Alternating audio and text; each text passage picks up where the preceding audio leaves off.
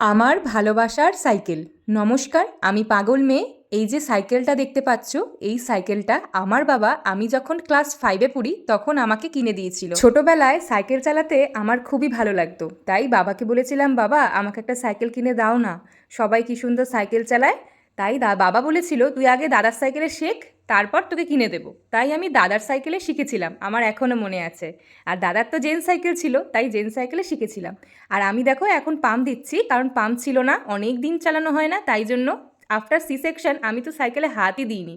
তাই একটু মনে হলো সাইকেলটাকে একটুখানি চালিয়ে আসি, অনেক দিন চালানো হয় না সাইকেল। আমার এখনও মনে আছে আমার বাবা সব থেকে বেস্ট সাইকেলটা আমাকে কিনে দিয়েছিল। তখন এই লেডিবার্ড সাইকেলের খুব চল ছিল। আর আমাকে বাবা বলেছিল, তোর যেটা ভালো লাগে সেটাই কিনে দেবো।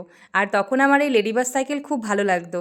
আর এই লেডিবার্ড সাইকেলের দামটাও একটু বেশি ছিল নর্মাল সাইকেলের থেকে, তাই তখন বাবা আমাকে সাইকেল কিনে দিয়েছিল। অনেক ভালো লাগছিল সাইকেলটা চালিয়ে। এই অনুভূতিটা হয়তো এখনকার ছেলেমেয়েরা বুঝবে না, আমার কাছে এটা অনেক দামি।